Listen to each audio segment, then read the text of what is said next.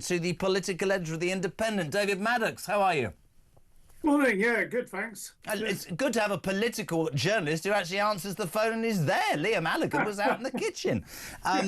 David, very quickly, if it's okay, I was quite interested yesterday when Robert Jenrick came on the show and was talking about the burqa. This morning I've spoken to James Cleverly, who said, Robert wants it, Kemi doesn't. I sort of understand both sides. Is that one of the reasons why, in a serious way, the Tory party isn't, cracking through with the... Is it simply a hangover from an election where people don't trust them? Or are they still seen as a party who literally can't make their bloody minds up?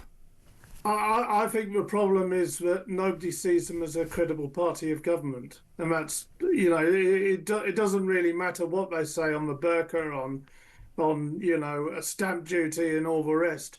If nobody believes that you can actually get into government again, nobody's listening. I mean, we have a fairly brutal measure on this because, obviously most of my work is digital. We measure the analytics every day on different stories.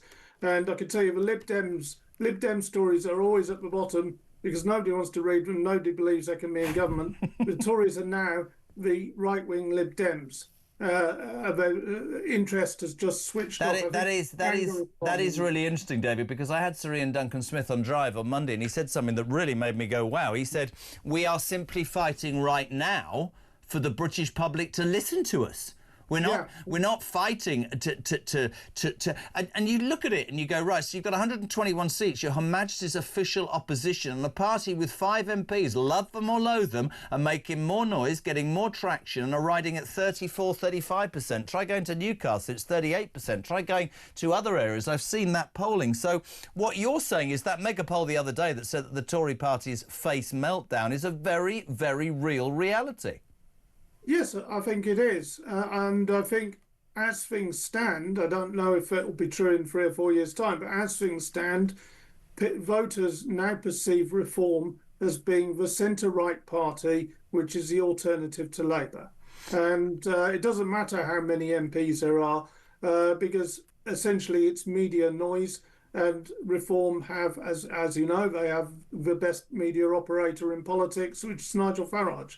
And that's the fact of it. Do you think Farage will be the next Prime Minister of the United Kingdom? I'm still not sure. I'm not going to do a yes or no on that one. I'm What's wrong with you lot this morning? I don't think he will, because I actually don't think Reform will need to get a majority for that to happen. I think there are too many problems there for Reform to end up getting a majority, and I think he will be boxed out. Will he be leader of the largest party? I think yes, probably. Are you one of those people who thinks that the only way for Nigel Farage to sweep to power will be some sort of union with the Conservative Party? Because he says that's never going to happen, and Kemi says that's never going to happen. But the point you make is quite salient. You look at what's happening with Keir Starmer and Labour. You see he's now going to COP30. You look at the Greens under that breast enhancement hypnotist, as I call him. You look at what's happening with them and you think, is the cabal going to get together to stop Farage from number 10? That's what a lot of people think.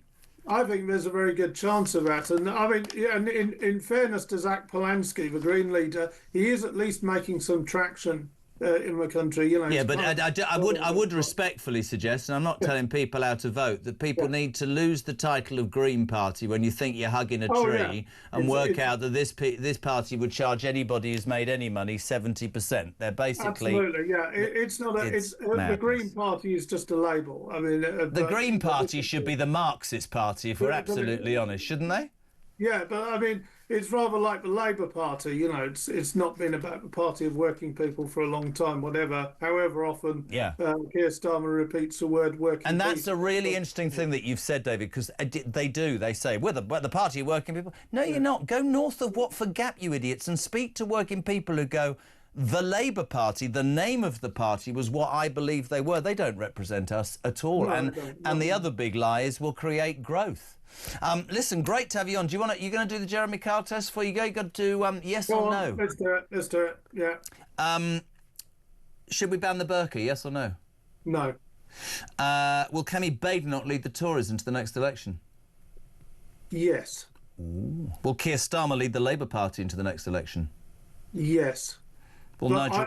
I'm gonna put a rider on those last two on the balance of probabilities, but yes. Honestly, none of you can go yes or no. The balance of probabilities, a PR Well, machine. you know, I mean, I understand it. I'm a... Nigel Farage, will he be the next Prime Minister? No. And am I going to a break now?